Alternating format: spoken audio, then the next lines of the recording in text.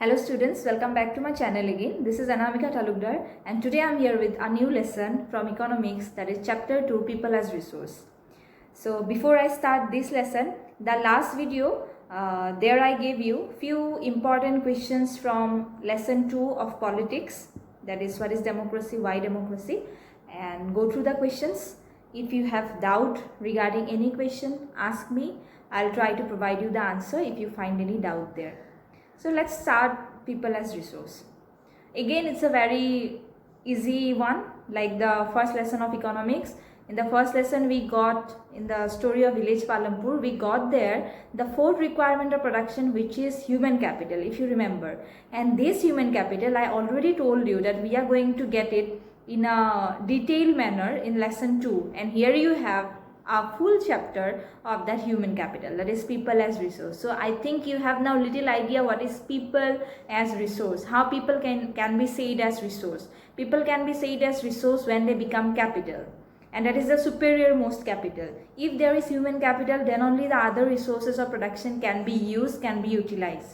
So let's start how people can be human capital, how the students, those who are the students, how you can become the human capital.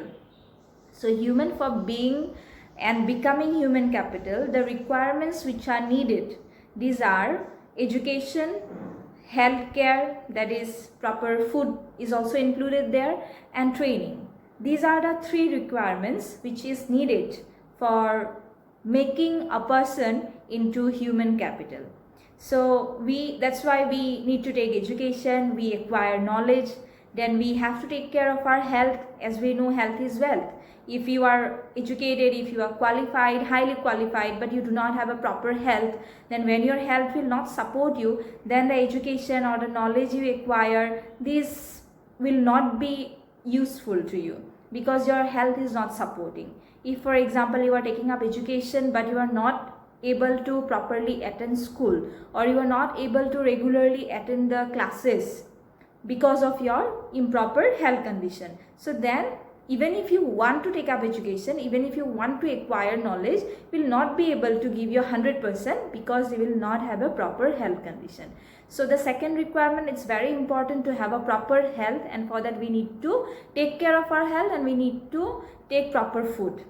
Then the third one is training, the skills we acquire, the trainings which we acquire from our childhood, and it's a lifelong process. So these trainings are also very important to make a proper human capital. So basically the meaning of human capital is the stock of skills and productive knowledge acquired by a person. So to make our population as an asset rather than liability, we have to at first see that the population is acquiring knowledge, proper healthcare and training or not. We consider the population of India, we generally consider and see the negative side of the population, because we know a large number of people still not having those qualities or the knowledge which are needed, then the skills which are required, or the proper healthcare. Even if some of them are having basic education but they do not have proper healthcare, then it's not useful, because if the health is not supporting, how will you be able to utilize your knowledge? So like that, we have to see that how India's population can be seen as the positive one and can be converted into asset. Now what is the meaning of asset and also liability? Asset meaning is property. So it can be a house, it can be the computers which you have, it can be the machineries, these are said as asset. But the most important asset of a human being is the education or the knowledge the person acquires, because this can be the property which cannot be taken away by anyone.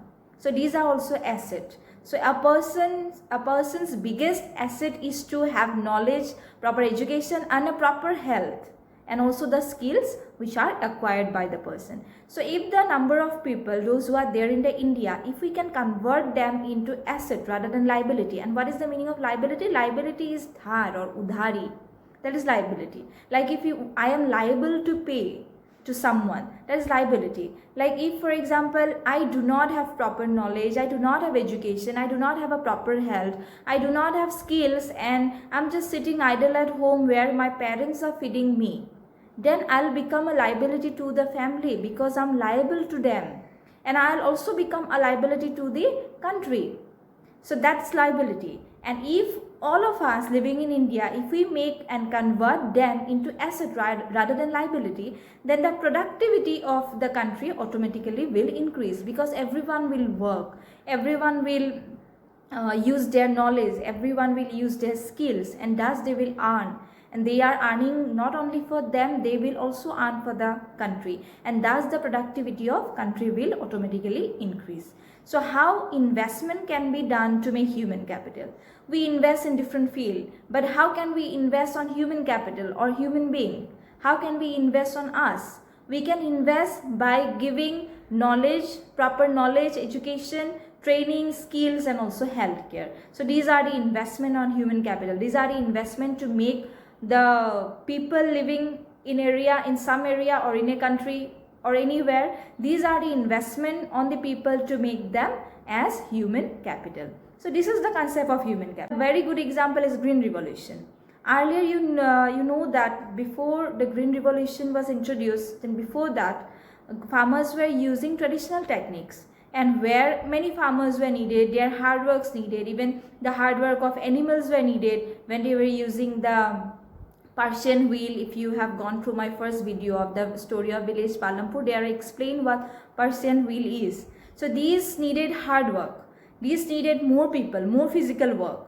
But later on, when Green Revolution was introduced by some of the human capital, this was introduced because the people, those who were behind inventing it, they used their knowledge, they used their skills to invent the technique, modern techniques. And by that, as they could use that, they could use their knowledge and techniques to introduce modern farming technique. Then later on, it happened that the productivity automatically increased. The agriculture, the production of agriculture automatically increased, and their physical labor was also needed less. Less people were needed to work, where machineries were working more. So this happened only because of the human capital, because human capital invented the modern farming techniques, and where productivity, production automatically increased. And take another example of a doctor.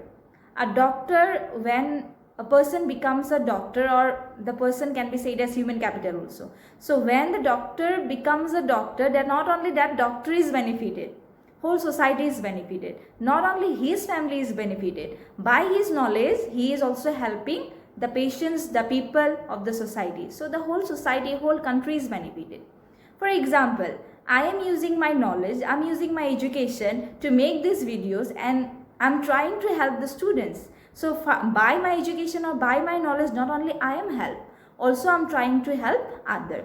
So these are the examples of why we have to become human capital.